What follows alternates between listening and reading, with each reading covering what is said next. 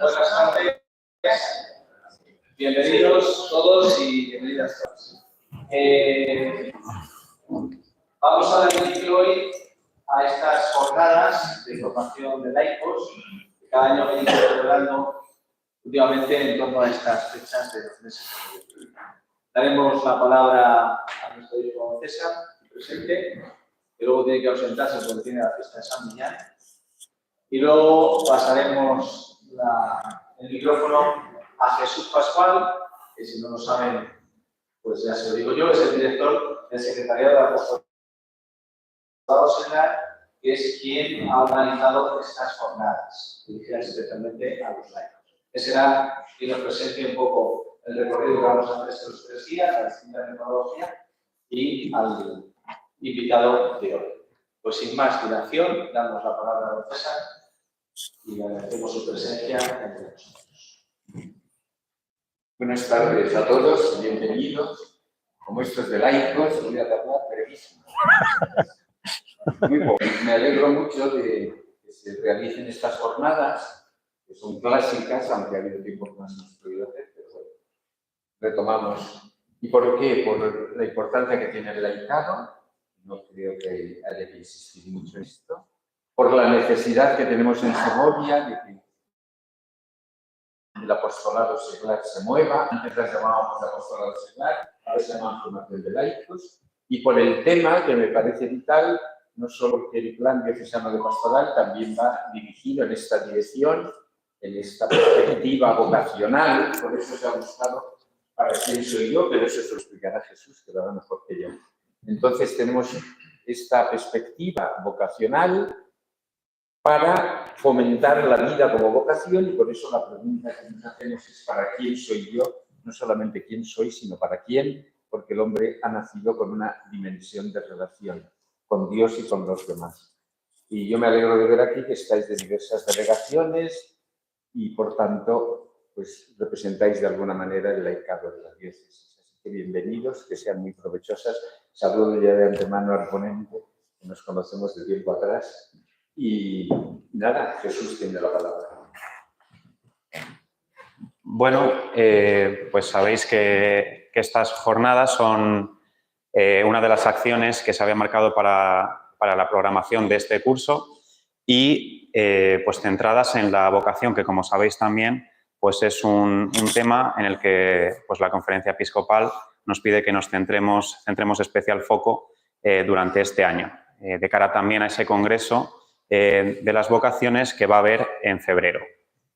Y bueno, pues hablamos de vocaciones. Cuando hablamos de vocaciones, pues lo primero que se nos viene a la cabeza a lo mejor es vocación al sacerdocio, vocación a la vida consagrada, ¿no? Y estas jornadas también lo que buscan, ¿no?, es reflexionar sobre una vocación que nos viene ya desde el bautismo, una vocación a la santidad y a la misión, como bien indican estas letras, también el tema de la programación del curso diocesano. Así que, sin más dilación, vamos a dar la bienvenida a nuestro ponente y le voy a pedir que subamos los dos aquí arriba. Gracias.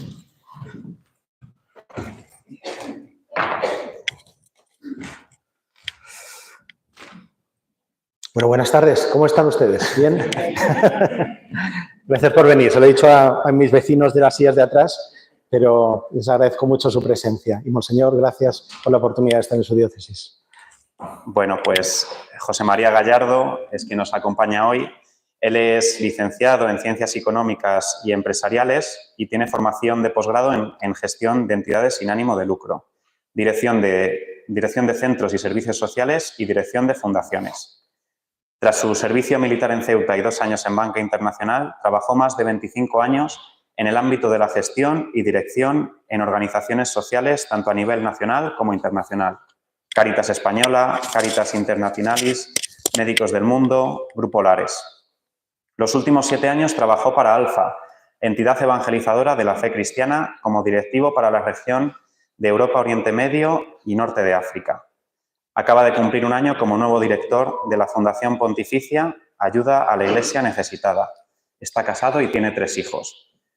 Bueno, pues muchas gracias, José María, por estar aquí con nosotros, por aceptar esa invitación que te hicimos. Y bueno, el primer reto de esta jornada ha sido resumir un poco la actividad que ha hecho José María Gallardo durante todos estos años en un párrafo como este. Nos irá contando un poco sobre su vida, le vamos a ir haciendo como un diálogo, una entrevista, ¿no? Y bueno, seguro que algunas cosas, algunos aspectos de lo que nos va contando, nos va tocando el corazón, algún aspecto, otros otro, ¿no? Y después de unos 45 minutos, pues daremos esa oportunidad para quien quiera hacer alguna pregunta, pues pueda formulársela directamente. Yo no sé si para empezar, pues podemos empezar por el principio, ¿no? No sé si nos puedes contar pues cómo empieza tu vocación, ¿no? Háblanos un poco de tu infancia y de la juventud. Bueno, pues yo soy del 70, una buena generación. No sé si aquí hay alguien de esos años. Y la verdad es que la primera señal de ese querer seguir a Jesús fue mi familia. Mis padres son católicos, mi padre, que en paz descanse, ceutí, caballa, les llaman a los que son de Ceuta, no sé si lo sabían. Y desde siempre pues hemos ido a misa todos los domingos. La catequesis, la preparación de la primera comunión. En la confirmación yo sufrí mi primer vuelco en la vida porque me tocó el padre Felipe Redondo, que fue mi mentor en el colegio, me pidió que leyese en la consagración una pequeña frase de ofrenda. Yo me había llevado la chuleta, pero en un momento dado prescindí de ella. Total, cuando llego de repente frente al altar con la ofrenda del pan y el vino, me quedé en blanco. Entonces toda la iglesia fue un hazme reír. Y en aquel momento me di cuenta o de ahí saqué, bueno, la frase no se me ha olvidado. Te ofrecemos, Señor, este pan y este vino con el que queremos significar nuestro compartir por los demás por encima de lenguas, razas y culturas. Esa era la frase que me tenía que aprender y que me pasé el resto de la confirmación memorizándola y, como ven ustedes, no se me ha olvidado. Pero me di cuenta de una de las primeras lecciones de un cristiano y es no tener miedo al ridículo, no tener miedo a que puedan ridiculizarte por defender tu fe. A partir de ahí empieza ya un camino con el padre Felipe, que me enseña a tocar la guitarra, y me empiezo a meter en el coro de la parroquia. ¿Cuántos de ustedes quizás no tengan hijos o ustedes mismos han empezado ese acercamiento a la fe a través del coro de la parroquia? Y de ahí llegó el momento de profundizar. Hice el curso de agente de pastoral juvenil de la Diócesis de Madrid, eran 3 años, en donde me creía firmemente aquello que nos decían nuestros obispos de los jóvenes tenéis que evangelizar a los jóvenes, tenéis que asumir esa responsabilidad. Y ahí me metí a catequista de confirmación y de posconfirmación. Y pude establecer una dinámica muy bonita en la cual no solo hablábamos de temas de fe, sino también de temas sociales. Ver cuál es el lado de la caridad cristiana, ¿no? Aparte del lado espiritual, poder rezar juntos, pero también poder mostrar que existen otras colectividades mucho más vulnerables que requieren nuestra atención. Entonces íbamos con estos jóvenes pues, a centros de Cáritas, a centros de Afanías, al psiquiátrico de San Carlos llevado por las religiosas, donde los chavales podían experimentar mucho más esa realidad social. Y llegó también el momento en el cual después de la posconfirmación, pues me casé. Pero ahí llegó una situación muy bonita en la cual, después de haber trabajado casi 2 años para el Banco Santander, nos ofrecen la posibilidad de irnos de misiones a África, a trabajar a Kenia, Uganda y Tanzania con Cáritas.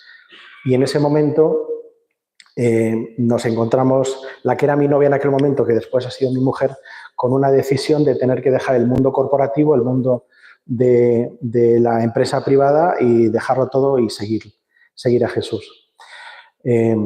Antes de dar ese paso habíamos tenido una primera experiencia misionera en Bolivia, en Santa Cruz, donde habíamos buscado la manera de tener la capacidad de poder tener una primera experiencia de voluntariado, primera experiencia misionera.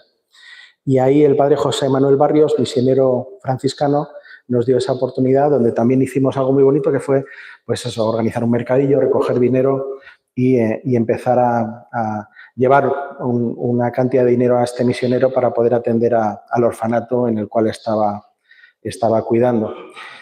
Y vendimos unas camisetas que a lo mejor han visto el símbolo, que tienen un pez cristiano que va en dirección contraria, donde hay un montón de peces malos, en sentido contrario. La camiseta reza "Ve contracorriente". Y en ese "Ve contracorriente" hay una cita de Romanos 12:2, que dice: no os acomodéis al mundo, transformaos, ¿no? Y creo que es otra de las claves en nuestra vida como laicos, ¿no? Que no nos tenemos que acostumbrar a un mundo en el cual a veces nos intentan imponer un discurso obligado, sino que tenemos a veces que ir contracorriente y luchar contra lo que nos intentan imponer desde distintos ámbitos de la sociedad, de la política, etcétera, ¿no? Siempre alineados, yo creo, con la doctrina social de la Iglesia y con nuestros pastores, que son los obispos y son los que nos guían en este camino. Pero me he ido más allá de la infancia, yo creo. No, pero has mencionado muchas cosas que creo que son importantes. Me llama la atención lo que has comentado al principio, como que ya desde joven entiendes que tienes una misión o encuentras una vocación hacia los más necesitados, ¿no? Ya de joven entiendes que hay una llamada, ¿no? Sí, tan es así que yo hice económicas y en tercero o cuarto le digo a mi padre: papá, quiero dejar la carrera, me quiero meter a trabajo social.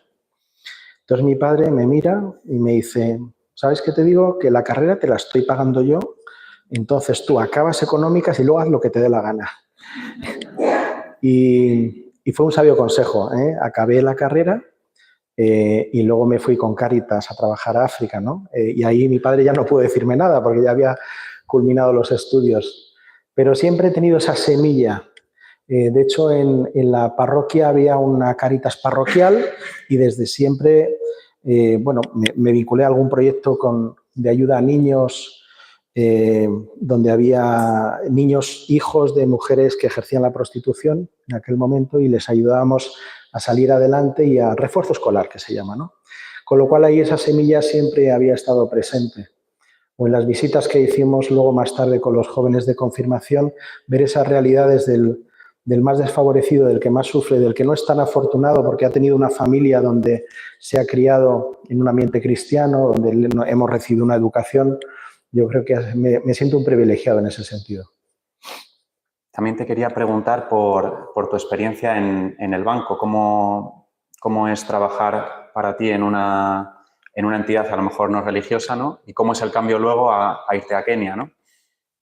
Allí a una vocación que ya te marca, o sea, ya solo el irte ahí ya es una declaración de intenciones, ¿no?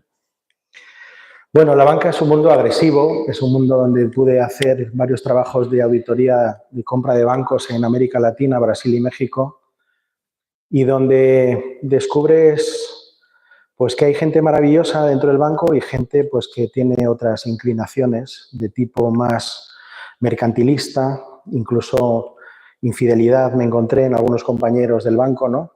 Donde los valores cristianos a veces cuesta trasladarlos. Me miraban como raro porque el domingo me iba a misa. Yo estaba en México, estaba en Brasil y me iba a misa el domingo. Yo lo preguntaba y alguna vez algún compañero se vino. Pero en aquel momento, hablo de los años 90, pues había gente que te miraba un poco raro. Pero yo creo que, vuelvo a decir lo mismo, no tenemos que tener miedo y hay que trasladar ese mensaje a los jóvenes. No tengas miedo de mostrar tu fe ante los demás.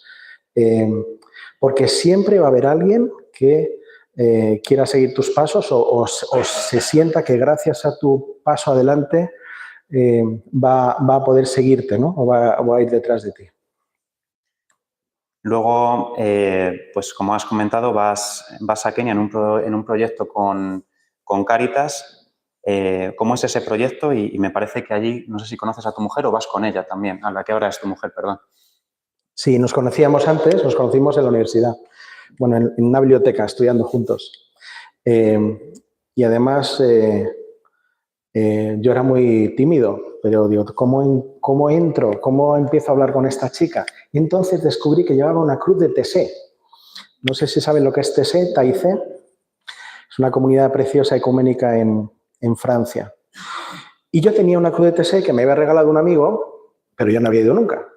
Total, que en uno de esos momentos en los que nos encontramos en el pasillo, le pregunto, digo, oye, ¿has estado en Taizé? Dice, sí, sí. Digo, ¿y tú? No, yo no, pero me encantaría saber más. Pues oye, mañana me puedes traer un álbum de fotos y me cuentas. Y así empezó ese conocimiento mutuo. Luego resulta que ella tocaba la guitarra en la parroquia, yo en la mía. Lo típico, vamos a quedar para intercambiar canciones, que tenemos que renovar los cancioneros. Y a raíz de ahí, pues, nos conocimos más y vimos que había una complementariedad muy bonita y que ella tenía un sueño y era ir a África. Y cuando me lo dijo, dije, pues oye, yo me apunto a ese sueño, lo que habrá que ver es cómo lo conseguimos. Y al final fue Cáritas quien nos dio la oportunidad. Entonces vivimos... fue un proyecto muy bonito en la diócesis de Garissa, está al este de Kenia, en la frontera con Somalia, donde ayudamos al un obispo maltés en la construcción de una oficina de coordinación diocesana que no es más que una Cáritas, en realidad. Y además presentamos el proyecto a la Agencia Española de Cooperación y nos lo aprobaron. Yo siempre digo que la ECID, se llama Agencia Española de Cooperación, es la primera vez en su vida que han aprobado un proyecto para una Cáritas diocesana en el este de Kenia. Y ahí por motivos también de coherencia, nosotros veíamos que los cooperantes extranjeros se iban siempre a vivir a un sitio, a un apartamento con protección, con seguridad.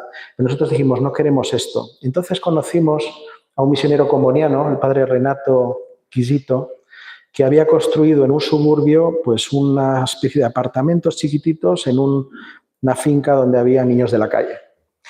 Y dijimos, oye, tiene todo el sentido que vayamos a vivir ahí y el dinero que aportamos para el alquiler vaya también destinado al centro de niños de la calle. Y fue la mejor experiencia porque además en el barrio había refugiados de los grandes lagos de Congo, Ruanda y Burundi. Y eso nos permitió también conocer esa realidad de ser inmigrante irregular en un país que no es el tuyo, ¿no?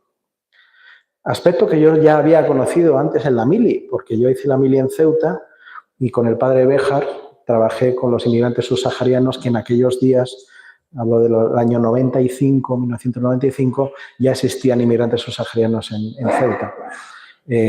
Y bueno, pues fue una experiencia preciosa de conocer y de trabajar cerca de 2 años en Kenia. Volviendo a tu mujer, hay una entrevista que tienes con Mater Mundi que estuve viendo y que me llama mucho la atención, como un momento también en el que de discernimiento que tienes cuando sois novios, ¿no? Que tenéis un momento de oración, de discernimiento juntos para ver qué quería Dios de vosotros, ¿no? Sí, cuando nos ofrecen el proyecto de Cáritas, claro, yo trabajaba en el Santander, María en una farmacéutica, y decimos, bueno, ¿será esto lo que quiere el Señor de nosotros? Y en ese momento, pues, decidimos ponerlo en la oración. Nos fuimos a la parroquia de mi barrio, en la Alameda de Osuna, en Madrid, y estuvimos rezando juntos. María salió antes que yo de la parroquia, yo salí después. Y cuando me la encuentro fuera, me dice María, ya tengo la respuesta. Digo, ¿tienes la respuesta a qué? A nuestro futuro. Y entonces ella había encontrado una pequeña, pues una pequeña lámina, ¿no? Una estampita de estas que te encuentras a la salida de la iglesia y que rezaba lo siguiente. Sabía que me lo ibas a preguntar, por eso lo he traído. Era la oración del voluntario. Y permítame que se la lea. Dice así: gracias, Señor, por haberme llamado a servir gratuitamente, a dar mi tiempo, mis energías y mi amor a quienes sufren. Aquí estoy, Señor, envíame. Dispón mi mente y mi corazón a escuchar sin prejuicios, a servir hasta las últimas consecuencias. Envíame, Señor, a pesar de que yo también soy débil. Así comprenderé que eres tú nuestra fuerza y mis hermanos descubrirán tu rostro en mi presencia discreta. Envíame, Señor, y así comprenderé que la mayor felicidad está en servirte. Y para nosotros fue como la puntilla, ¿no? Como dicen en el argot taurino, de decir, pues, si la mayor felicidad está en servirte, allá que vamos. Y vamos a darlo todo por ti. Yo siempre le digo a muchos jóvenes que me preguntan que si tú pones tu confianza en Dios, Él conduce el vehículo, Él te va a guiar y que no hay que tener miedo, pero hay que poner su confianza en Él y tener esa capacidad de orar regularmente. Mire, yo ahora trabajo, permíteme un paréntesis publicitario, yo trabajo en la Fundación Ayuda a la Iglesia Necesitada y allí tenemos 3 pilares fundamentales de nuestro trabajo. El primero es la oración, el segundo es la información o sensibilización y el tercero la caridad.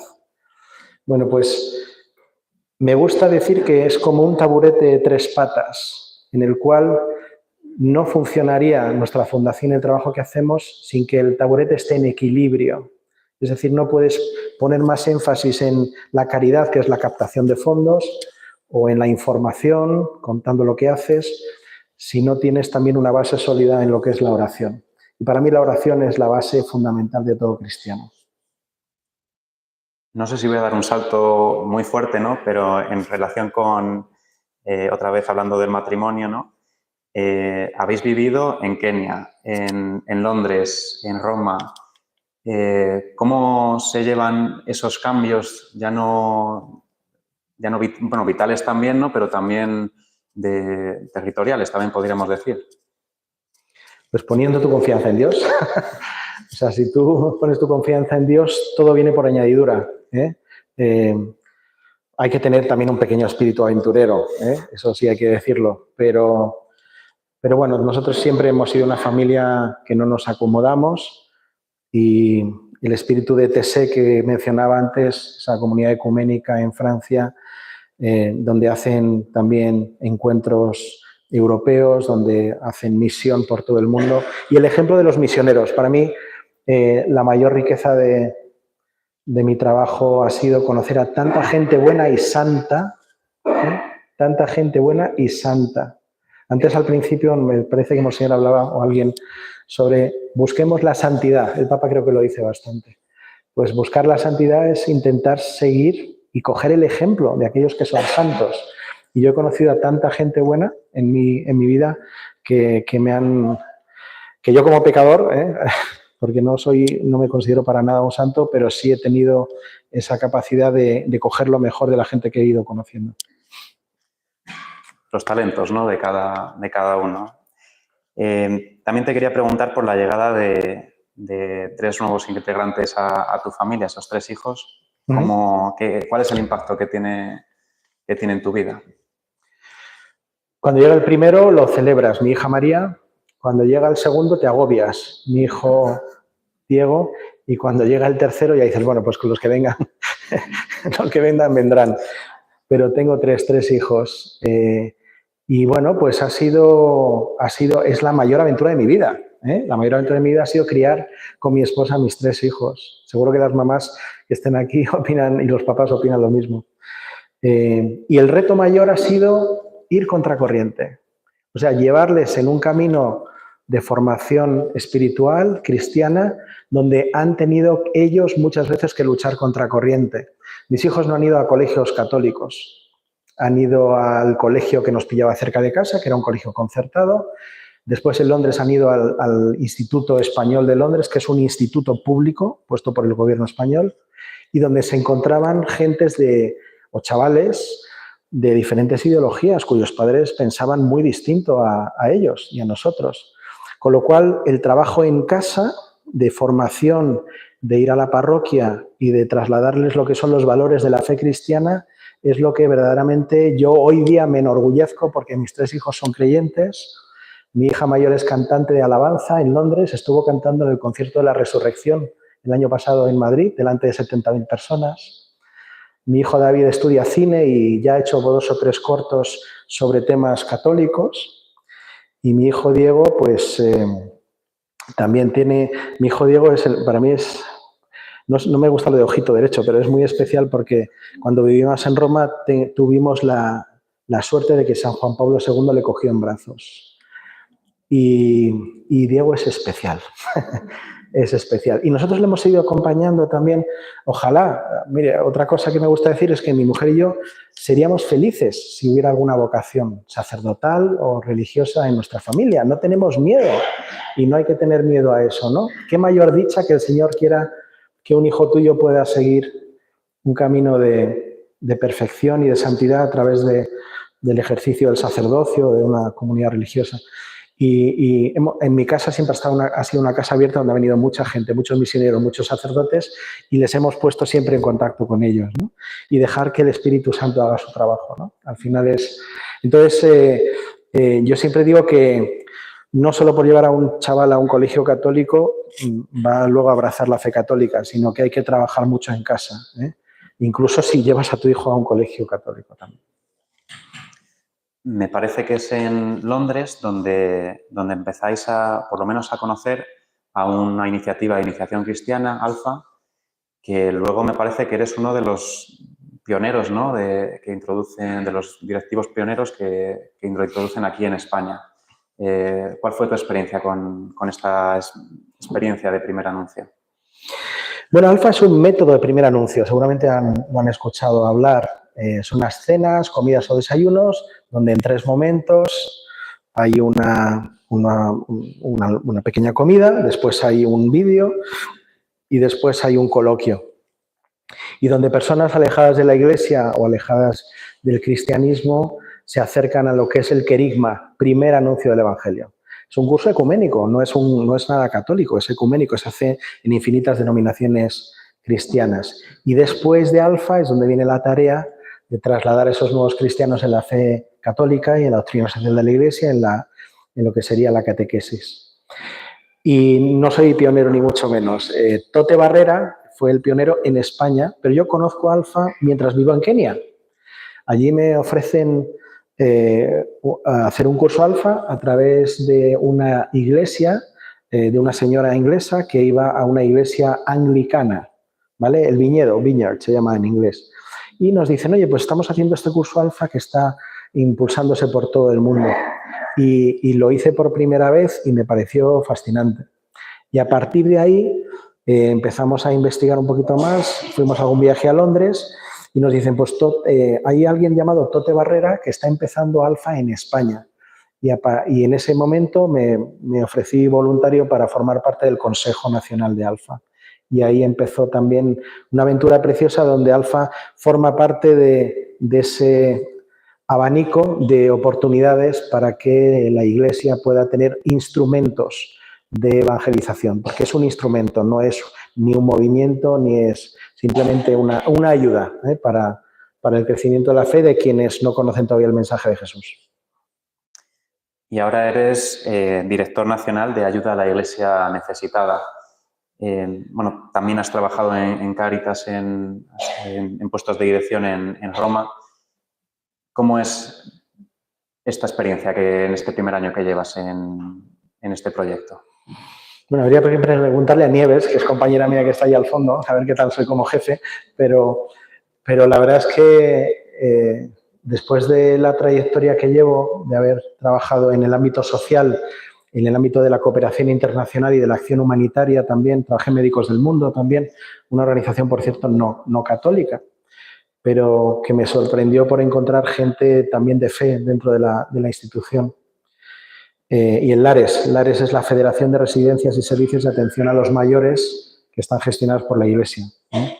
Pero en ayuda a la Iglesia necesitada ya he hablado de esas 3 patas, ¿no?, que me gusta decir, que sostienen esta gran labor de apoyo a algo tan bonito como es el sostener a la Iglesia que evangeliza fuera de España.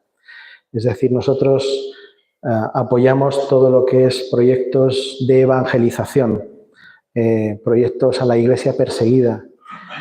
Me gusta a veces decir que somos como el complemento de lo que hace Cáritas y Manos Unidas. Cáritas y Manos Unidas apoyan proyectos sociales, proyectos de cooperación al desarrollo, de emergencia, como ahora estamos viendo, por ejemplo, aquí en España. Y nosotros apoyamos todo lo que es pastoral. Es decir, la Iglesia en cualquier parte del mundo necesita vehículos para llevar el Evangelio, materiales catequéticos, sostenimiento de los sacerdotes, necesita reconstruir sus iglesias cuando son dañadas por guerras o por catástrofes naturales. Pues todo eso es lo que hace ayuda a la Iglesia necesitada. Y además tenemos una pata, que es la pata de sensibilización, de información, y publicamos 2 grandes informes cada año. Uno, el de informe de libertad religiosa. ¿Cuáles son los países del mundo y el nivel de falta de libertad religiosa que existe? Y ponemos sobre la mesa el mapa, le llamamos el mapa de la vergüenza, ¿no? El mapa donde hay cientos de países donde los cristianos sufren discriminación o persecución por el solo hecho de creer en Cristo y de intentar profesar su fe cristiana. Y en esa parte también publicamos otro informe que se llama Perseguidos y Olvidados, que lanzaremos la semana que viene. Y una gran iniciativa, que ya les avanzo, que la semana que viene Ayuda a la Iglesia Necesitada va a lanzar una gran campaña nacional que se llama la Red Week, donde vamos a dar a conocer esta realidad de la persecución en el mundo. Aquellas personas que han sido y son mártires por su fe, en países como Nigeria, Pakistán y tantos países, ¿no? Y vamos a teñir de rojo las iglesias, las parroquias, vamos a organizar vigilias de oración, vamos a llamar la atención a esta sociedad de hoy día para que se den cuenta de que hay muchas personas que por defender su fe sufren persecución y discriminación. Hace unas semanas fue el encuentro nacional de delegados de apostolado seglar, y allí escuché una frase que me llamó mucho la atención, que es que pues llegamos a donde podemos llegar, ¿no? Y la frase era esta, ¿no? Que muchos no leerán más evangelio que nuestra vida. Yo con la cantidad de cargos y responsabilidades que veo que has tenido, veo que transmites mucha paz y alegría. ¿Es eso esencial para todos los bautizados, para todos los cristianos? Yo diría que sí. Yo diría que... mira, te voy a contar una anécdota. Cuando yo estaba en la universidad, yo era catequista, pero me gustaba ir de marcha. Yo iba a las discotecas a bailar y a ligar. Y un día, estando con amigos, digo, oye, os dejo que me tengo que ir, que mañana tengo catequesis. ¿Cómo que tienes catequesis? Sí, que tengo un grupo de confirmación. ¿Cómo que tú estás en la parroquia dando un grupo de confirmación? Si pareces tan normal. Entonces, claro que hay que transmitir alegría, claro que hay que transmitir normalidad, porque los cristianos tenemos que ser esa imagen en donde otros se puedan ver reflejados y nos pregunten, ¿cómo eres tan feliz? ¿Por qué vas a misa? ¿Por qué crees en Cristo? ¿Por qué crees que merece la pena seguir a Cristo? Y eso yo creo que forma parte inherente de lo que un cristiano debe hacer. Miren, en Alfa, en este primer instrumento de primer anuncio, hay un sacerdote canadiense que se llama el padre James Mallon, que ha escrito un libro que les recomiendo que se lo regalen a sus sacerdotes. Se llama Renovación Divina. Renovación Divina. Y el padre James Mallon habla que cualquier parroquia debe pasar del mantenimiento a la misión. Es decir, misión ardientes. Tenemos que abrir la puerta a otros cristianos para que entren. Y no trabajar de puertas hacia adentro, sino de puertas hacia afuera. Por eso todas estas iniciativas que ahora tenemos de primer anuncio, a lo mejor hay que gente de Maús, FETA, bueno, estas iniciativas son tan importantes, primero porque lo que hacen es dar la oportunidad a los que no creen a que se acerquen a Cristo. Y una vez que entren, hay que acompañarles. Y ahí está la labor fundamental de los laicos en lo que es la catequesis, el acompañamiento y el que se sientan felices. Entre otras cosas, en Alfa, una de las cosas que se trabaja mucho es la hospitalidad. Es decir, ¿cuántas veces vemos que la gente llega a las parroquias, se sienta en el banco, escucha la misa, celebra la Eucaristía y se va a casa? Y no se crea comunidad.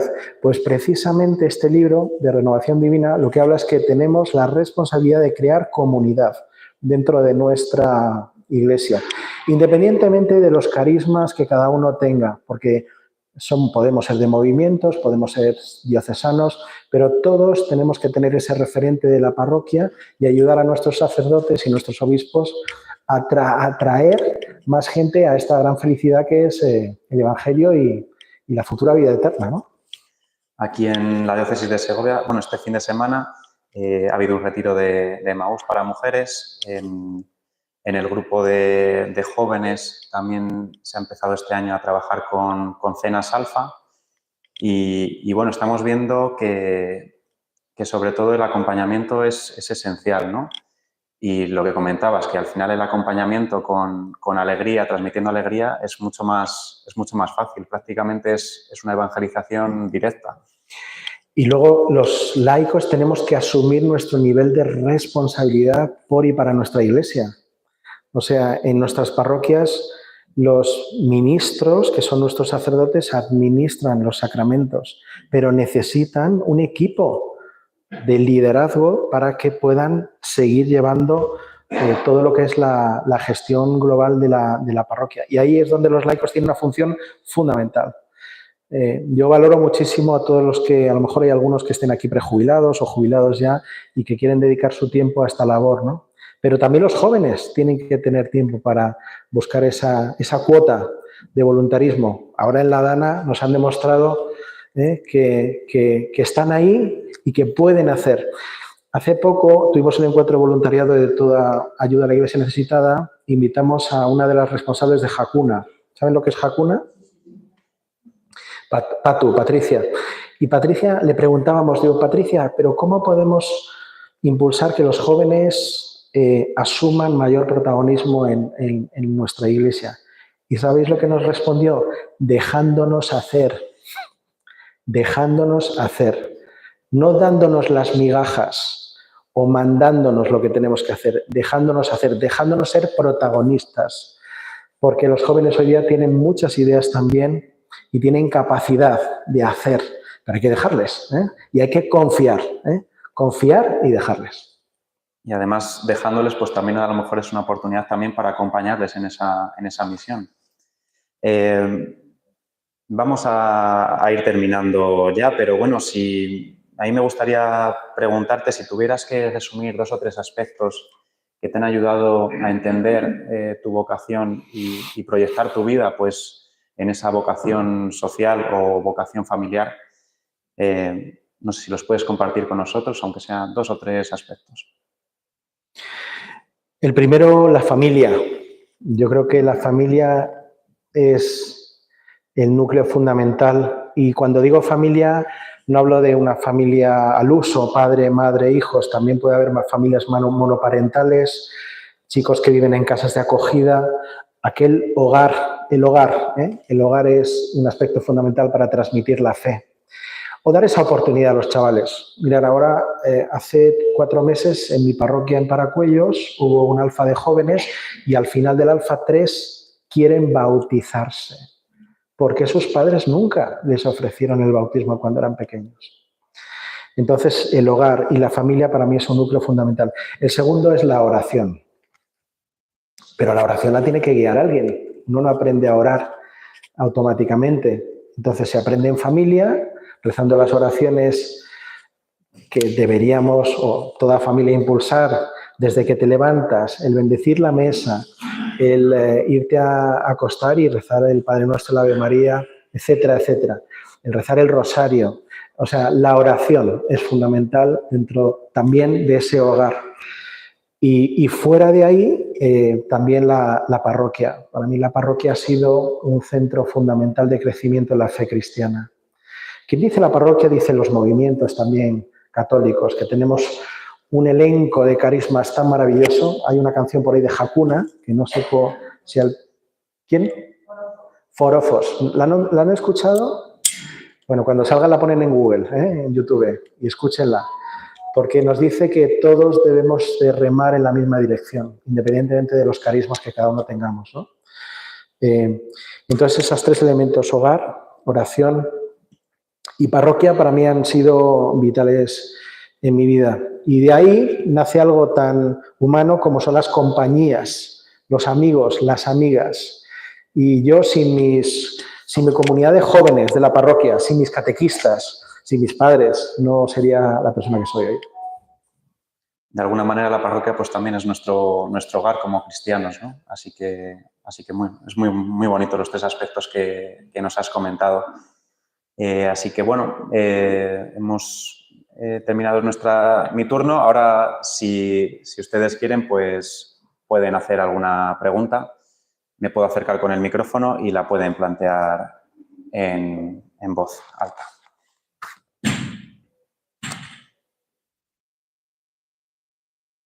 Ahí hay una. ¿Por ahí o por aquí? Mejor con el micro, así le escuchamos todos. Hola, me llamo Ana. Mi pregunta es... Hola, sí, aquí soy de Santa Cruz de la Sierra. Oh, lo conozco muy bien. Sí, lo conozco. ¿En qué lugar de Santa Cruz? Estuve en el Beni, en la región del Beni, fue mi primera experiencia misionera. Fui a Santa Cruz de la Sierra y de ahí a Bellavista. Bellavista es un sitio que está en la selva como a 1 hora en avioneta. Sí. En la frontera con Brasil. No, mi pregunta era en qué lugar de Santa Cruz era. En Bellavista, Bellavista. Y fíjense, le voy a contar una cosa. Mi primera lección de cooperación internacional, vamos a llamarla así, fue allí, porque fuimos invitados por un misionero franciscano que dirigía un orfanato de niños y niñas. Entonces este hombre había decidido que como la educación no era buena en su pueblo, pues que él recogía a los niños que no tenían padres y les formaba directamente, traía a los profesores, en lugar de mandar a los niños a la escuela pública del propio pueblo, ¿vale? ¿Qué ocurría? Que cuando los niños, las niñas sobre todo, salían ya a la universidad, tenían que ir a Santa Cruz o a otras ciudades, muchas de ellas se quedaban embarazadas. Y cuando ya mi mujer y yo nos íbamos, paramos y hablamos con el vicario general, que era un español, un vasco, y nos dijo, dice, mira, el padre José Manuel está buscando desesperadamente a alguien que quiera seguir su misión, porque no ha entendido que en este pueblo lo que tenemos es que trabajar con la realidad que nos encontramos. Digo, y no hay que proteger, sino hay que acompañar a esos críos y a esas crías, formarles, educarles, pero que se mezclen con el resto de los chavales del pueblo. Y no sobreprotegerles porque al final luego salen de ahí y al final, y bueno, pues se encontraban con embarazos no deseados, etcétera, etcétera, ¿no? Preciosa tierra, por cierto, Ana.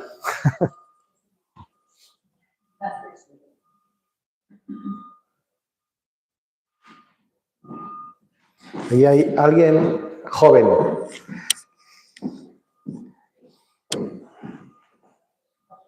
Gracias por lo de joven. Bueno, la tarde de los que conozco a la necesidad de equipo, el profesor que me habló de ella y una conferencia que nos había en Segovia, en la que nos contaban la situación que había con la parte de Siria y de Irak. Una vez que ha terminado esa situación, y un poco que ya hemos explicado de ahí, de los afectados de los turistas, bueno, pues explicar un poco cómo ves la situación de los cristianos brasileños y olvidados por los valores o por la sociedad occidental. Por otro lado, perdón. Sí. Te contesto luego. Sí. Acabamos de celebrar el 10º aniversario precisamente de los atentados y de los asesinatos que se sufrieron en Irak. Y precisamente con Monseñor Guarda, que es el obispo caldeo de la diócesis de Alepo, hemos estado y seguimos trabajando. Es uno de los proyectos donde más a largo plazo seguimos trabajando. Nos decía que de los más de 100.000 cristianos que vivían en la región antes de esta tragedia, pues no ha vuelto ni casi el 25%, ha regresado. Una de las misiones que tenemos como ayuda a la Iglesia necesitada es apoyar a las comunidades cristianas minoritarias para que permanezcan y no se marchen. Entonces hay muchos proyectos que son también, junto con Cáritas o Manos Unidas, proyectos para que los cristianos tengan un sustento y no se tengan que marchar y dejar su tierra. En este caso hablamos de la Iglesia caldea. Y otra es una cuestión más personal, está hablando de vivencias, vida, etcétera, has hablado de los 3 hijos, y pienso muchas personas que los padres, ¿no? Que educan, a todos los hijos igual, si te sucediera o qué conoces por ahí. Porque acá influye muchas cosas, ¿no? La educación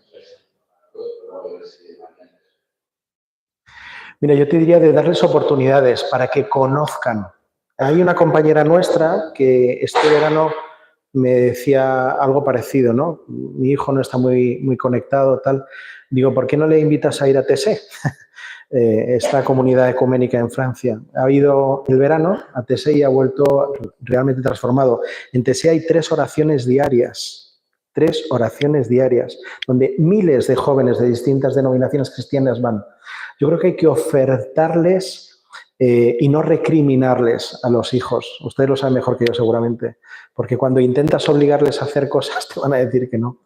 Pero si les muestras una oferta, nosotros hemos viajado bastante también en verano y entonces allá donde hemos podido hemos parado a ver una iglesia, una catedral o también a que conozcan y escuchen testimonios. ¿Pueblo de Dios les suena en Huelva? Pueblo de Dios es una comunidad también de una familia, músicos católicos, que pues cada vez que hemos ido por el sur hemos parado a saludar a la familia de Pueblo de Dios. Entonces, ellos se van quedando con esos contactos. Y luego a nosotros nos ha funcionado tener un hogar de puertas abiertas, donde pueda venir el sacerdote a comer o a cenar un día y a conocer el ambiente de la familia, donde también podamos rezar antes de cualquier comida juntos, donde celebremos las vigilias, que son muy bonitas. Yo tengo el recuerdo de mis padres de las vigilias de la Inmaculada, de ir a la parroquia de noche con las velas, qué emocionante, ¿no? Sobre todo para los niños, que eso les gusta mucho. Entonces hay que trasladarles también la normalidad de que si tú eres una familia cristiana vas a vivir tu fe de una manera absolutamente normal y con total libertad. Y luego la adolescencia es complicada, ¿eh? En la adolescencia yo reconozco que hay momentos duros, pero también hay mecanismos. Y por eso yo decía lo de la parroquia. A mí me ha funcionado, ¿eh? El estar en un entorno de parroquia o de comunidad o de movimiento cristiano y las amistades que tienes y con quién te relacionas también es fundamental.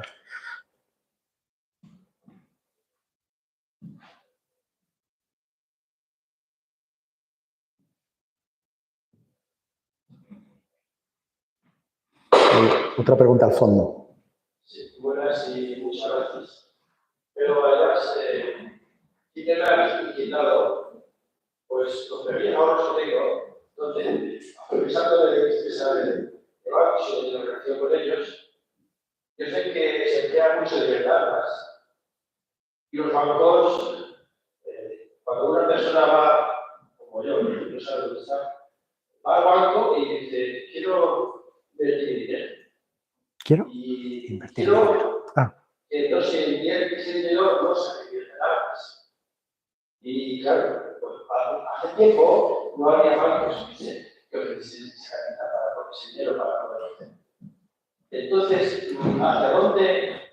Sale un poquito de contexto, pero por eso a mí me parece que es bastante por eso. Porque yo he sido preguntándolo y sigue quitando esa necesidad de decir, si yo tengo algo, no quiero que se emplee antes. ¿Cómo responderse al banco? ¿Cómo proponérselo yo y demás? Yo te pregunto ya así, porque como yo escucho la María, se me olvidó decir que tiene un programa muy bonito que dice todo lo que nosotros no se escucha, como perseguidos pero no olvidados, donde salen testimonios que nosotros, que desconocemos mucho de nosotros, de mí, cuando lo escucho yo. Y esto ocurre por el mundo y está para el mundo. Bueno, empiezo por la última.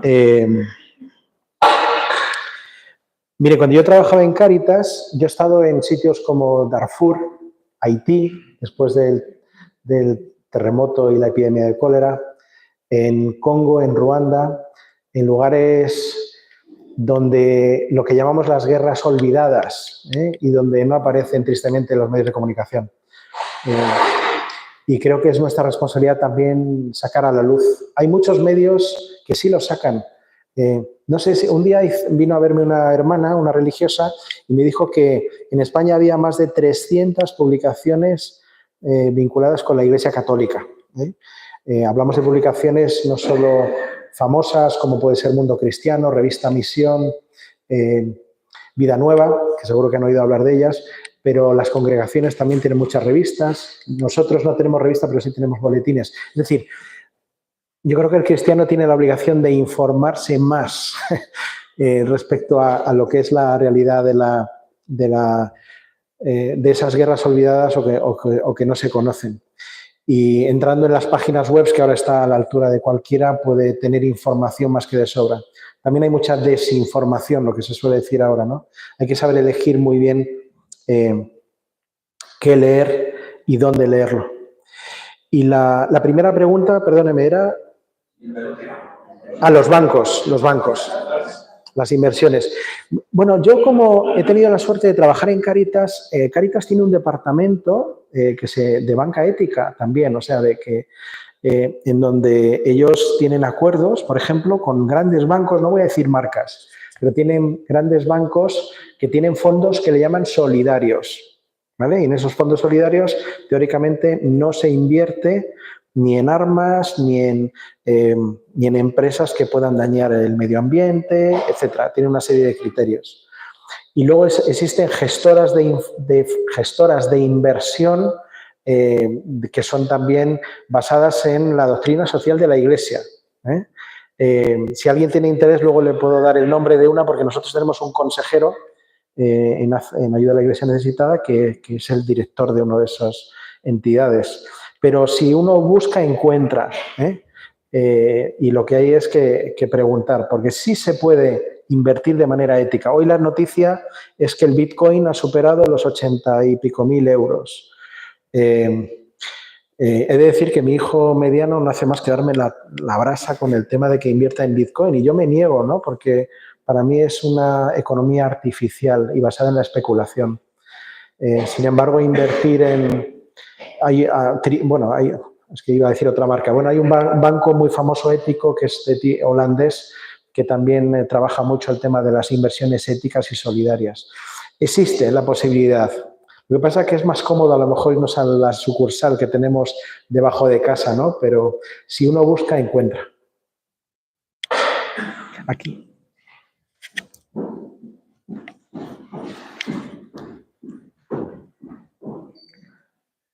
Estaba una pregunta, pero me interferí. No sé, primero, en los presupuestos de la Unión Episcopal aparece una cantidad considerable que va destinada a la Iglesia necesitada.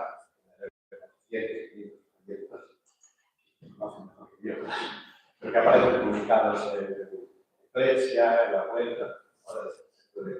Mi pregunta sobre ese tema es si además de lo que me da la Conferencia Episcopal, tenéis otras fuentes para hacerlo.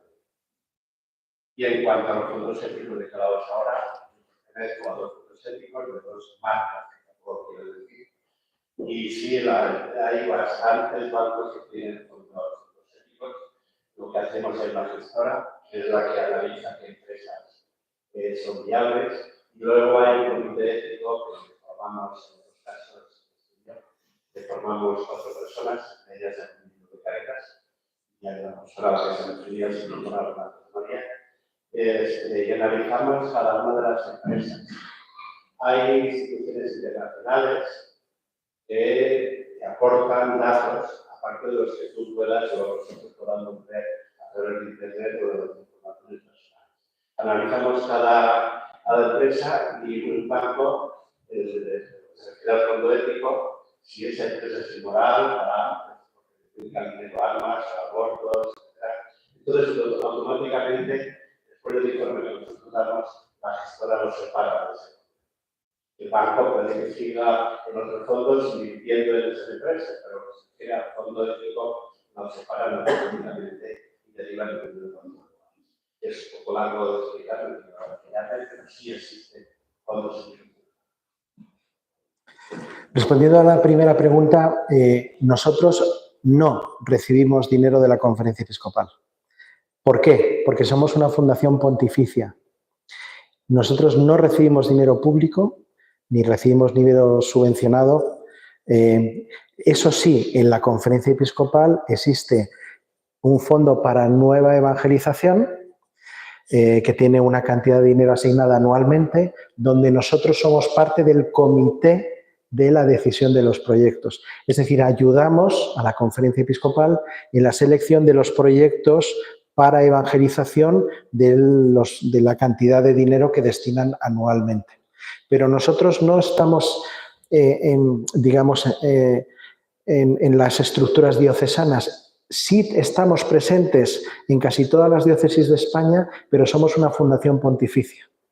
Lo que pasa es que, claro, estamos ubicados en España y nuestra labor es trasladar estos valores de conocer y respetar la realidad de la Iglesia perseguida en nuestra Iglesia. Entonces, casi todas las diócesis, fíjese, nos dan un pequeño despachito al lado de Cáritas y Manos Unidas. ¿Por qué? Porque trabajamos mano a mano en una misma misión. Y es que entre todos hacemos ese puzzle tan bonito que ayuda a la Iglesia a seguir su labor evangelizadora en todo el mundo. Toma, si quieres. Pues bueno, muchas gracias a todos por vuestra participación. Muchas gracias, José María, por aceptar la invitación y por venir con Nieves y con Félix, que también está de voluntario con ayuda a la Iglesia necesitada. Y bueno, antes de irse pueden pasar por una mesa que han preparado si necesitan más información sobre esta fundación, y si necesitan hacerle alguna pregunta más personal a José María, pues estará encantado de atenderos. Así que muchas gracias. Muchas gracias y les invitamos también mañana a la segunda sesión, que va a ser a la misma hora, a las 6:30. Va a tratar sobre la presencia del laico en el mundo y lo vamos a enfocar desde el prisma de la doctrina social de la Iglesia, y va a venir Ignacio María Fernández de Torres, que él es profesor en la Universidad Pontificia de Salamanca, así que nos contará también desde ese punto de vista pues sobre lo que hemos hablado hoy también, que es, al fin y al cabo, entender y proyectar nuestra vida como una vocación, con el ejemplo magnífico de José María. Así que muchas gracias por... Gracias.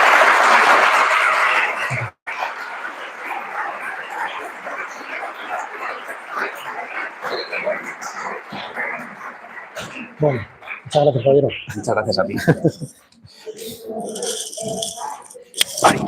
Nos han caído las letras. Ya has visto, he visto que a mitad que se había caído, digo... Ah, que son individuales. Sí, son individuales. Le voy a dar un testimonio impresionante. Yo colaboro con Ayuda a la Iglesia Necesitada. Hice un ingreso de canto. Entonces me llamaron. Dice, creo que se habrá confundido porque es muchísimo dinero. Ya habían pasado unos meses y yo ni cuenta. O sea, si doy 200, bueno, pues... Claro, me quedé un poco